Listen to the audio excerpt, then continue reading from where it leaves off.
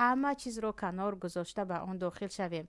اما داخل شدن به آن دروازه های جنت فقط با تمام روز گرسنه نشستن نه، بالای روزداری یک چند عمل های دیگر هست. یک چند عمل های هست، از قیام اللیل یا گفتیم نمازهای تهجد و نماز تراویح و روزها با ذکر مشغول بودن و همیشه در عملهای صالح بودن و کارهای دیگر. یعنی به آن دروازه های کشاده جنت مایان با عملهای صالح خود داخل می شویم.